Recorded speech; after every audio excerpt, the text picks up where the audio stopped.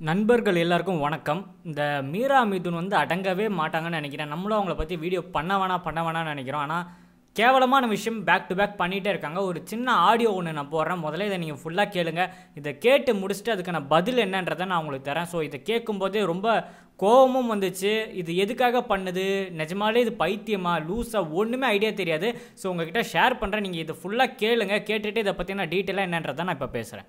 எல்லாருக்கும் வணக்கம். ஸோ இன்னைக்கு வந்து பார்த்தீங்கன்னா ஒரு நியூஸ் பயங்கரமாக போயிட்டுருக்கு. அதாவது சிஎம் கேண்டிடேட்டாக வந்து எடப்பாடி பழனிசாமியை வந்து எலெக்ட் பண்ணியிருக்காங்கன்னு. எனக்கு ஒரு விஷயம் ஒன்றுமே புரியல. நம்ம சாதாரணமாக ஒரு ஜாப் போகிறதுக்கே வந்து பார்த்தீங்கன்னா you need to be very educated. And நம்ம எடப்பாடி பழனிசாமி என்ன எஜுகேஷன் பண்ணியிருக்காருன்னு தெரியல. ஒரு ஸ்டேட்டை ஆள்ற அளவுக்கு அவருக்கு தகுதி இருக்கான்னு எனக்கு I really don't understand. Because ஒரு சிஎம் பதவிங்கிறது ரொம்ப முக்கியமான பதவி. இப்போது இந்தியாவில் இருக்க நிறைய மற்ற சீஃப் மினிஸ்டர்ஸோட பேசணும், நிறைய விஷயத்தை பற்றி பழகணும். அண்ட் இப்போது இந்தியாவில் இருக்க தமிழ்நாடு ஸ்டேட்டை ரெப்ரசன்ட் பண்ணுற மாதிரி நிறைய வெளிநாட்டு மினிஸ்டர்ஸ்கிட்டையும் வந்து நம்ம பேசணும். எவ்வளோ விஷயம் இருக்குது. ஒரு சிஎம்மோட லைஃப் வந்து மார்னிங்லேருந்து நைட் வரைக்கும் 24 hours அவ்வளோ ஜாப் இருக்குது. அண்ட் எடப்பாடி பழனிசாமிக்கு இங்கிலீஷ் கூட சரியாக தெரியாதுன்னு நினைக்கிறேன். தமிழ் கூட தெரியுமான்னு எனக்கு தெரியல. டு பி வெரி ஃப்ரேங்க், ஏன் வந்து தமிழ்நாடு இன்னுமே டிஎம்கே ஏடிஎம்கேன்னு ரெண்டு பார்ட்டி தான் வந்து மாற்றி வரணும்னு இருக்குன்னு எனக்கு தெரியல. எவ்வளோ நிறைய கட்சி ஸ்டார்ட் பண்ணிட்டாங்க. ஆனால் எந்த கட்சியாலுமே வந்து இன்னும் உள்ளே வர முடியல, எந்த மினிஸ்ட்ரியும் வந்து பிடிக்க முடியல. ஸோ தமிழ்நாடே வந்து பார்த்தீங்கன்னா அட்டர் பாலிட்டிக்ஸாக போயிட்டுருக்கு, எல்லாத்துலேயுமே அரசியலாக போயிட்டுருக்கு. அதுக்கு காரணமே வந்து பார்த்தீங்கன்னா இந்த பொலிட்டிக்கல் பார்ட்டிஸ் தான்.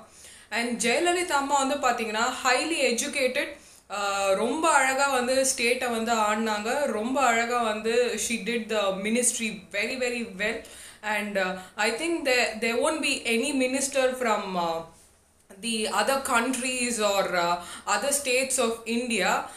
ஜெயலலிதா அம்மானா யாருன்னு தெரியாமல் இருக்கவே முடியாது. அதுக்கு காரணம் அவங்களோட எஜுகேஷன், அவங்களோட நாலேஜ், இன்டெலிஜென்ஸ். ஒரு சிஎம் ஆகிறதுக்கு அறிவு வேணுங்க. அறிவுங்கிறது படித்தாதான் வரும் நான் வந்து கன்ஃபார்மாக சொல்வேன். நான் இன்னும் ஓப்பனாக சொல்லணும்னா இந்த Edappadi Palaniswami whoever what ever it is, அவங்களெல்லாம் பார்த்தா ஏதோ கந்து வெட்டி ஆளுங்க மாதிரி இருக்குது. அண்ட் இவங்கெல்லாம் நம்ம தமிழ்நாடு சீஃப் மினிஸ்டர்னா தமிழ்நாடு வந்து நாசமாக போயிட்டு இருக்கிறதுக்கு காரணம் இது மட்டும்தான். And so now I would like to say that actually Tamil Nadu is ruled by uneducated people who are just 10th or 12th.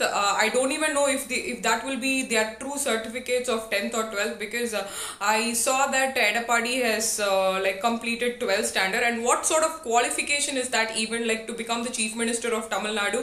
I really don't understand. And some serious steps has to be taken by the BJP government. I request this to our Prime Minister of India, Narendra Modi ji. I think you know the situations, what's going in Tamil Nadu very well. What are the politics going inside, why they are not actually following any rules done by the Prime Minister Narendra Modi ji. I also would like to say one thing, that the media here is guiding the people very wrong. People are having very wrong opinion about BJP or yourself, the Prime Minister Narendra Modi ji, only because of the fact that all the politics which is going on in Tamil Nadu.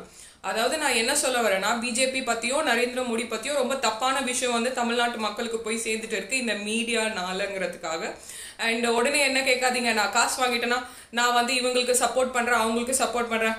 நான் நியாயம் எதுவோ அவங்களுக்கு support பண்ணுறேங்க. படிக்காத ஒரு chief மினிஸ்டரை வச்சுட்டு நம்ம தமிழ்நாடு வந்து இவ்வளோ நாசமாக உருப்படாமல் போயிட்டுருக்கு. அண்ட் ரெண்டு பார்ட்டிஸ் மட்டும் மாற்றி வந்து ஆண்டுட்டு இருக்காங்க. அண்ட் இதுக்கு வந்து சீரியஸான ஸ்டெப்ஸ் மெஷர்ஸ் எடுத்தே ஆகணும். I really condemn the fact that Edappadi Palaniswami can not stand for the election as CM candidate. He is very low in education. அவர் வேலை கூட சிஎம்க்கு சரியா செய்கிறாரா இல்லையான்னு தெரியல. He doesn't know anything. Already அவர் ஆண்டதுனால தமிழ்நாடு ரொம்ப மோசமான நிலைமையில இருக்கு. திருப்பி அவர் ஒரு எலெக்ஷன் கேண்டிடேட்டா வரதை வந்து நான் ஒத்துக்கவே மாட்டேன். And I also request this to Narendra Modi G that it's very unfair for Edapadi to stand for the election, because he is not qualified, he is not educated. Because I'm trying to understand the rules which is happening. How come these unqualified, uneducated educated people are actually even like standing for CM candidate, and it's already a proof that he has actually ruled the government for so many years and the government has gone to rags. Jayalalitha Amma ruled it so well. It's high time BJP should take any measures, or the Prime Minister Narendra Modi ji should make some changes and make sure that a proper candidate is standing for Tamil Nadu election. Audio கேட்டிருப்பீங்க. அங்கே சுற்றி இங்கே சுற்றி கடைசியில் நம்ம Tamil Nadu CM கிட்டே வந்துட்டாங்கன்னு சொல்லலாம். இவளை ஏன் இன்னும் விட்டு வச்சுருக்காங்கன்னு எனக்கு ஐடியாவே இல்லைங்க. ஆனால் நிறைய கேஸ் ஃபைல் பண்ணியிருக்காங்கன்னு சொல்கிறாங்க, நிறைய பிரச்சனைகள் இருக்குது, அவள் அது பண்ணுறோம் இதை பண்ணுறோம் நிறைய பேர் பேசுகிறாங்க. ஏன்னா இது வரைக்கும் ஒரு ஆக்ஷன் கூட எடுக்கல, அவள் அசால்ட்டாக உட்காந்து பேசிட்டு தான் இருக்கிறா. இப்போ கடைசியில் பார்த்தீங்கன்னா தளபதி விஜய் அண்ணங்கிட்ட வந்து, சூர்யா சார்கிட்ட வந்து, பாரதி ராஜா சார், இப்படி சுற்றி கித்தி எல்லாருமே தொட்டு கடைசியில் நம்ம தமிழ்நாடு சிஎம் கிட்டே வந்திருக்காங்க. ஸோ இது கொஞ்சம் வருத்தமாக இருக்குன்னு சொல்லலாம். அதாவது கொஞ்ச நாளைக்கு முன்னாடி கொஞ்சம் பசங்க வந்து டிக்டாக் இருக்கிற டைமில் போலீஸ் ஸ்டேஷன் வாசலில் நின்று டிக்டாக் பண்ணிட்டு போயிட்டாங்க. ஸோ அவங்கள பார்த்திங்கன்னா 24 மணி நேரத்தில் கண்டுபிடிச்சி அரெஸ்ட் பண்ணி அவங்களுக்கு ஒரு சின்ன பனிஷ்மெண்ட்லாம் கொடுத்துருக்காங்க. ஸோ இந்த மாதிரி சில்லியான விஷயத்துக்கெல்லாம் தூக்கி உள்ளே உட்கார வைக்க தெரியுது. போலீஸ் ஸ்டேஷன்லேயும் சரி கவர்மெண்ட்டும் எல்லாம் பண்ணுறாங்க.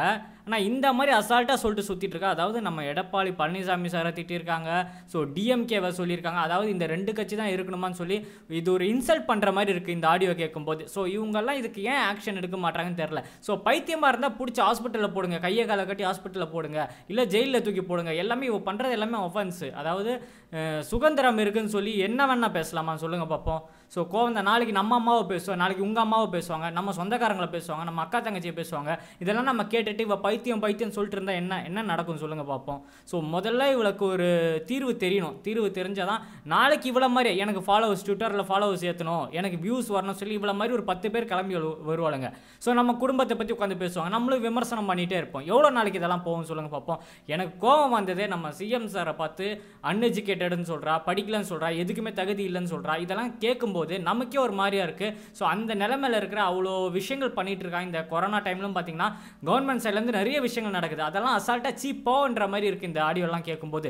ஸோ இதை பற்றி நீங்கள் கண்டிப்பாக கமெண்ட் செக்ஷனில் உங்கள் கோவத்தை தெரியப்படுத்தலாம். ஸோ மேக்ஸிமம் இதை வந்து கவர்மெண்ட்டுக்கு கொண்டு போய் சேர்க்கணும். நீங்கள் எல்லாருக்குமே ஷேர் பண்ணுங்கள்.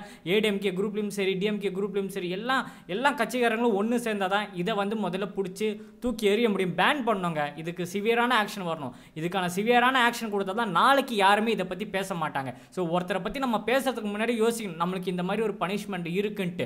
ஸோ இவெல்லாம் ரொம்ப ரொம்ப மோசமானவ. ஸோ இருக்கிற கோவத்தெல்லாம் உங்ககிட்ட தெரியப்படுத்துகிறேன். ஸோ உங்கள் கோவமும் மறக்காமல் கமெண்ட்டில் தெரியப்படுத்துங்க. இன்னும் எவ்வளோ நாளைக்கு இவன் இந்த மாதிரி பேசுகிறான்னு பார்ப்போம். ஸோ மேக்ஸிமம் பார்த்தீங்கன்னா எனக்கு தெரிஞ்சு ஒரு 2-3 நாளைக்கு முன்னாடி பார்த்தீங்கன்னா ட்விட்டர் வந்து இது பண்ண போகிறாங்க, அவள்கிட்ட வந்து க்ளோஸ் பண்ண போகிறாங்க, 2-3 மெயிலெலாம் வந்திருக்கு, ரிஸ்ட்ரிக்ஷன் பண்ணிட்டாங்க எல்லாம் சொன்னாங்க. இருந்தாலும் பார்த்தீங்கன்னா ஆக்டிவாக தான் இருக்கிறா. தேவையில்லாத, அதாவது கேவலமான ஃபோட்டோஸ்லாம் ஷேர் பண்ணிட்டு தான் இருக்கிறா. ஏதோ ஒரு பையன் கூட இருக்கிற மாதிரி இந்த விஷயங்கள்லாம் அவள் அசால்ட்டாக பண்ணிட்டு தான் இருக்கிறா. பண்ணிட்டும் அவள் என்ன வேணா பண்ணிட்டு போட்டா, அதெல்லாம் அவள் பர்சனல் லைஃப். இருந்தாலும் பார்த்தீங்கன்னா தமிழ்நாட்டை ரூல் பண்ணுறவர் இபிஎஸ்ஆராக இருக்கட்டும், ஓபிஎஸ்ஆராக இருக்கட்டும், அவங்கள பற்றி பேசுகிறதுக்கும் சரி, ஆப்போசிட் பார்ட்டி டிஎம்கே பற்றி பேசுகிறதுக்கும் சரி, இவளுக்கு எந்த தகுதியுமே கிடையாது. எந்த தகுதியும் இல்லாமல் இவ்வளோ விஷயம் பேசுகிறான்னா நம்ம கொடுக்குற இடம் தான். ஸோ இதுக்கு ஒரு முடிவு கூடிய விரைவில் தமிழக அரசு எடுக்கணுமென்ற ஒரு கோரிக்கையை வச்சுக்கிறேன். நன்றி, வணக்கம். இன்னும் நிறைய வீடியோவில் சந்திப்போம்.